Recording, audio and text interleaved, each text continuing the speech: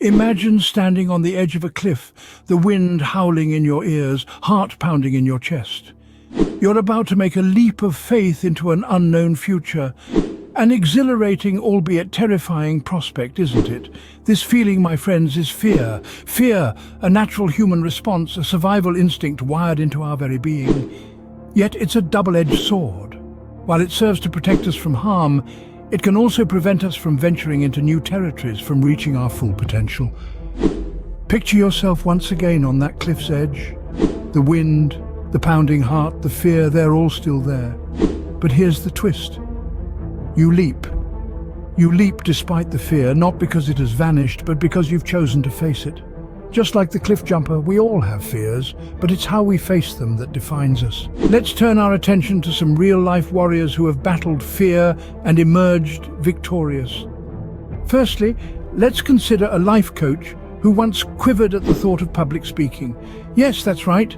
This coach, who now inspires hundreds with their eloquent speeches, was once petrified of standing in front of a crowd. But how did they conquer this fear? Through positive affirmation, they constantly reassured themselves that they were capable, that they had a message worth sharing. They visualized themselves delivering powerful speeches, receiving standing ovations. Over time, the fear began to subside, replaced by a newfound confidence. Now let's shift our gaze to an entrepreneur. This individual had a brilliant business idea, but was paralyzed by the fear of failure. The thought of their venture not succeeding was a shadow that loomed large. However, they chose to confront this fear by adopting cognitive behavioral therapy. They reframed their fear, viewing potential failure as a stepping stone towards success rather than a pitfall.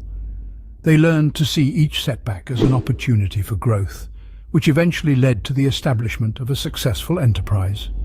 These stories serve as reminders that fear is not an insurmountable wall, but rather a hurdle to be leapt over.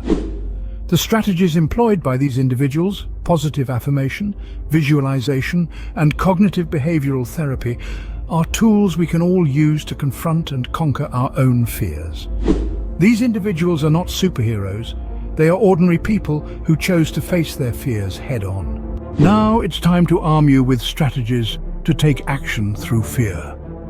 First and foremost, one of the most effective strategies is to face the fear head-on. Like a roaring lion, fear can seem intimidating, but often it's more bark than bite.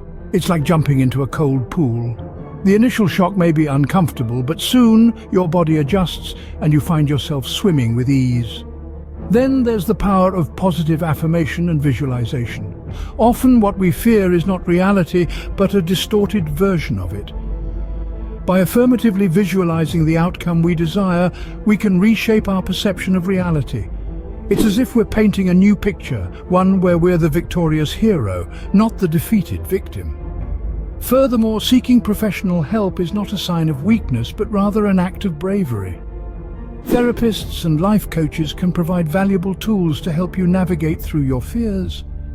It's like having a trusted guide on a treacherous journey.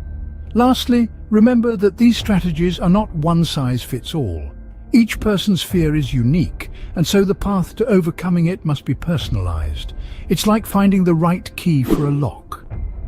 You have to try different keys until you find the one that fits. Remember, courage isn't the absence of fear, but the triumph over it. Every step you take towards facing your fear is a step towards a more courageous life.